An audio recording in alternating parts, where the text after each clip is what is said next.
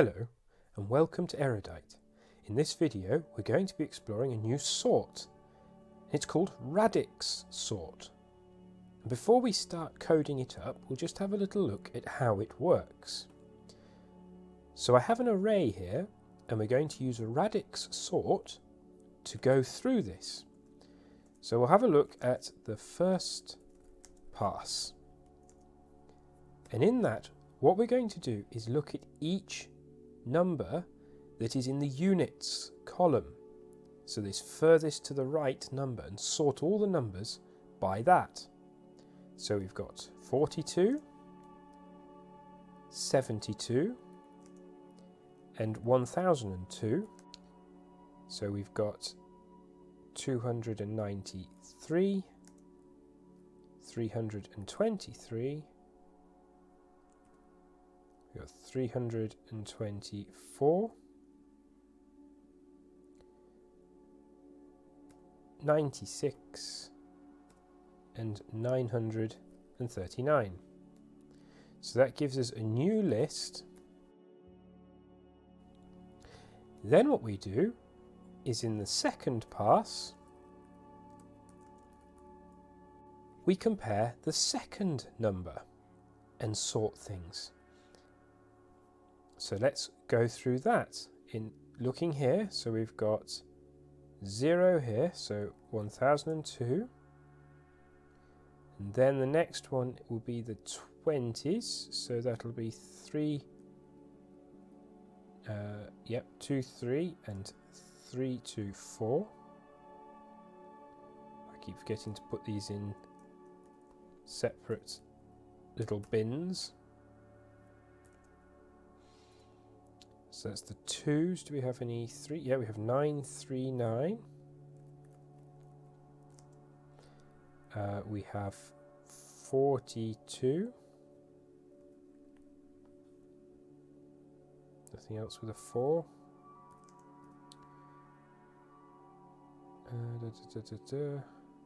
72. And 96. I've missed something out, so we'll pop it in. Oh, 293, yes, okay, so that should go here in front of this. Because we're maintaining the order of things.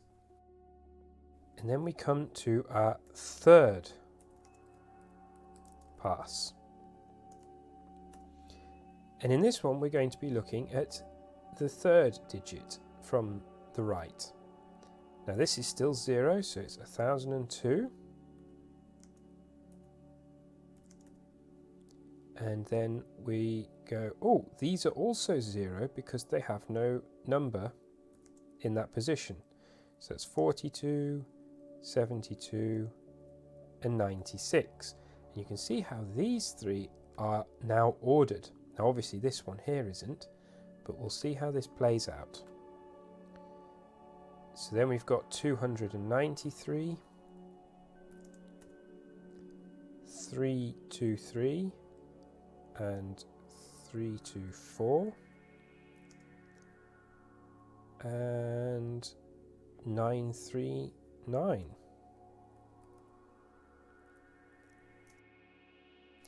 And then we come to the fourth pass. This is, we have 4-digit positions in our biggest number.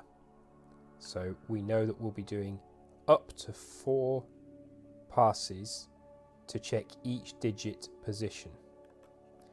And so when we come to do this one, well, this has got 0 in front of, so 42 goes in here, 72, 96, the 293 doesn't have anything in the thousands column, so that's also a 0, 323, 324, 939, and this one has a 1 in the thousands column, so it goes here. And there we have it, our sorted list. Now you can see how on this small set of numbers it looks a bit cumbersome and tedious. But if you imagine where you have many numbers, up to 1 million numbers, and each number could be between 0 and 1 million, Well, we just need to run this 7 times, sorry, because there are 7-digit positions. So you'll only pass the array 7 times, and that's really not many for doing this kind of comparison at all. So let's code this up. We're going to start by getting rid of all of this, and we'll use this as a test array. So we'll set that equal to that, and we'll just pull this down a little bit. And there's a few things I want to import. As before, we will end up using random to make some other arrays. We're going to need math library in this one, and we'll use time as well to time things as we did before. Then what we want to do is we're going to start by defining our Radix sort, but we're going to end up using another sort within this sort, and that's because effectively the Radix allows you to go from each unitary position, so from units to tens to hundreds to thousands, but in each of those columns of numbers we can use a counting sort to sort that set of numbers, and we'll see how we can implement that in a moment. But first we need to find out the maximum value in our list so that we make sure we always include up to that many terms. So if it's 1,000, we'll need 4 terms, all from 0 to 3. So 0, 1, 2 and 3. If it's 1,000,000, we need to have 7, or from 0 to 6. So let's code that bit up. To find the maximum value in any given array, we'll just use the max function. And then to find the maximum number that we need to go up to, we'll use max I, and we'll want to use the log function in the math library to the base 10. And this will give us, so if this were 1,000,000, then it would output 6. Now we always want to make sure that it's an integer for this, because we're going to use this as part of our iterator. And so for I in range 0 to the maximum value of I, and we'll always put +1 on that, because otherwise it won't actually include that final value, because it's exclusive, not inclusive.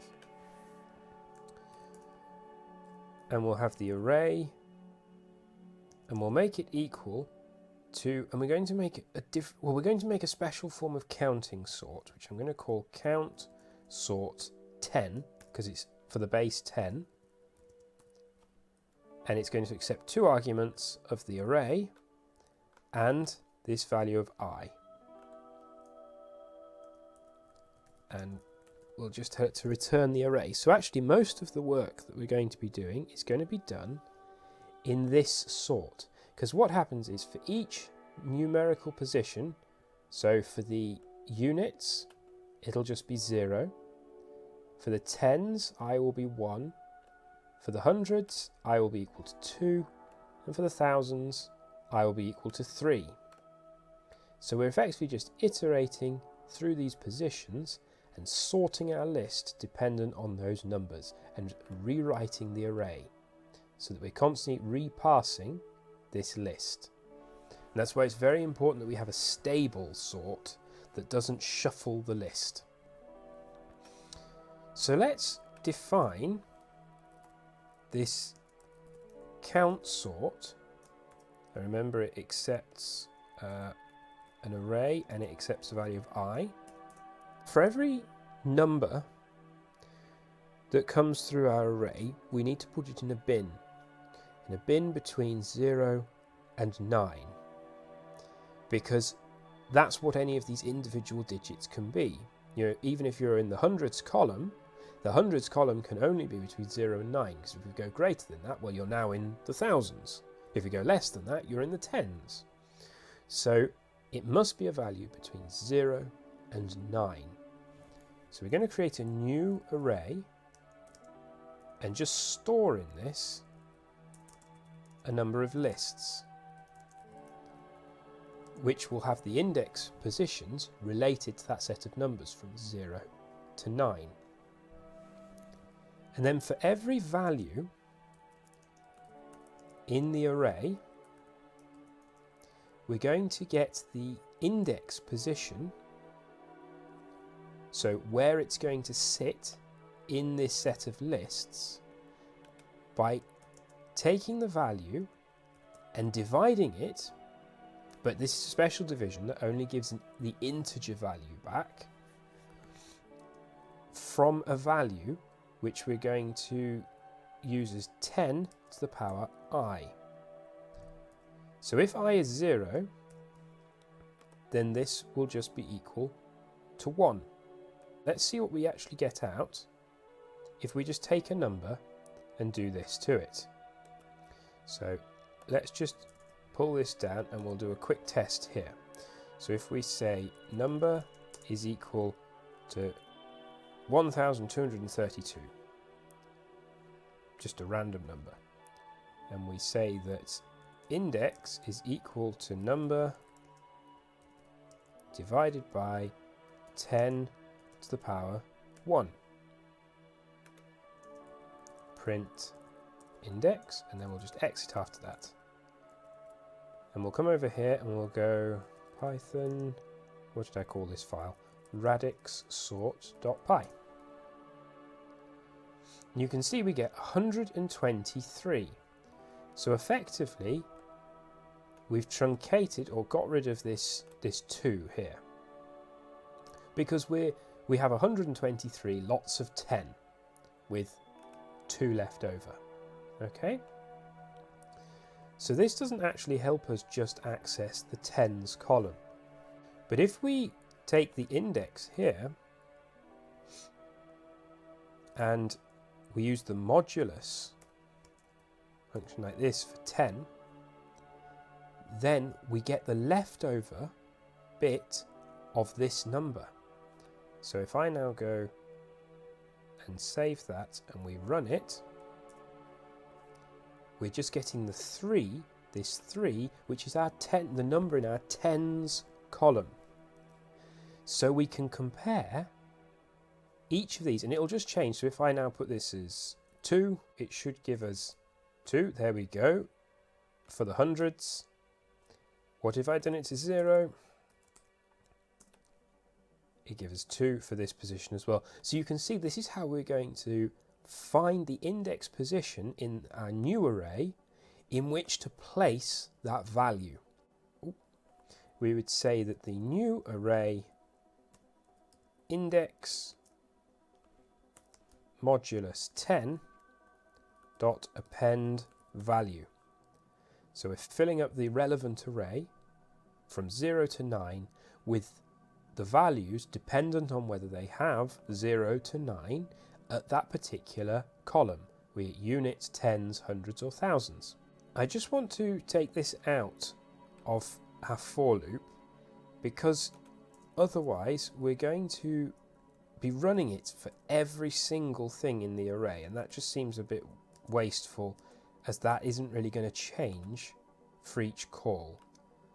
So let's change that to that. That's a bit cleaner. And then we want to create our output. And so for item in the new array, we're just going to extend the output by it. So we're just creating a single list that will then return as our new array. Return output.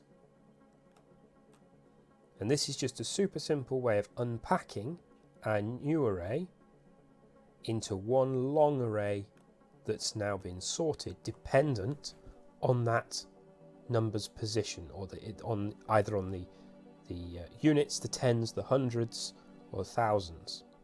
So let's see how it performs with this test array. So test equals radix sort, and we're going to pass to it the array, but I want to print some extra bits of information.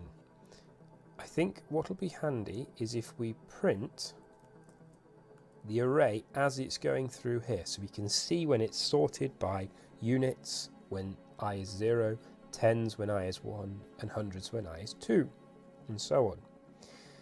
And we'll want to print the array out as well, because it's always nice to see that first.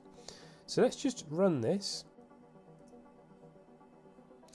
Okay, so we can see at the top here is our unsorted list with, yep, that matches this here. And then we can see that when we're sorting it by the units, we've got 2, 2, 2, 3, 3, 4, 6, 9. So that's working really nicely. And then when we sort it by the tens, 0, 2, 2, 3, 4, 7, 9, 9. Okay, so it's in ascending order. Then when we sort it by the hundreds, 0 again. So even though this is a bigger number, in that particular instance of the sort, it fits right at the beginning. This is also 0, 0, 0, 2, 3, 3, 9. And then in that final pass, this is now, we're looking at this position with the 1. So all of these are 0 as they have nothing in the thousands column. And then we have 1 in the thousands column here, so it gets shifted to the end. So this is working really nicely. So let's create a more complex test array. So we'll have the array is equal to randint 0, and we'll go up to 1,000,000 for I in range. And how many elements do we want? We'll start with 100,000 just to keep it. Oh, well, we did 5,000 before on a bunch of others, so we'll check that one first. Oh, we want to comment this out because we're not going to use that. And we can tidy things up a little bit.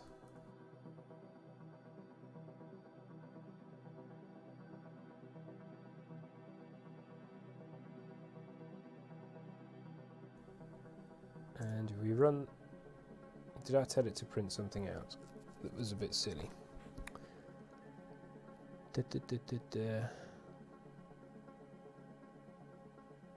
Oh, here, it's printing each iteration, so we can get rid of that.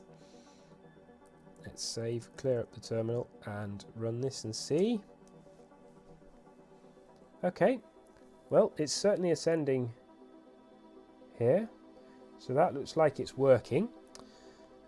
We should maybe do it on a smaller set just to check that it's working. And we can see all of that smaller set.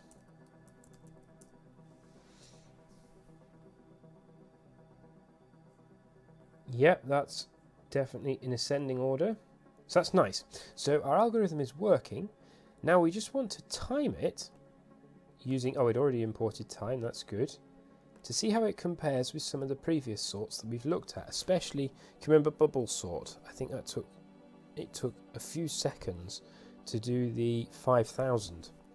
So this should be significantly better because it's using a counting sort as well. So we want to have the start is equal to time.time, end is equal to time.time, and the runtime is equal to the end minus the start. And we'll copy this as output.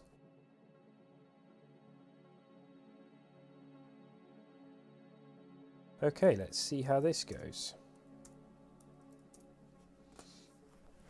So that took 0.01 of a second.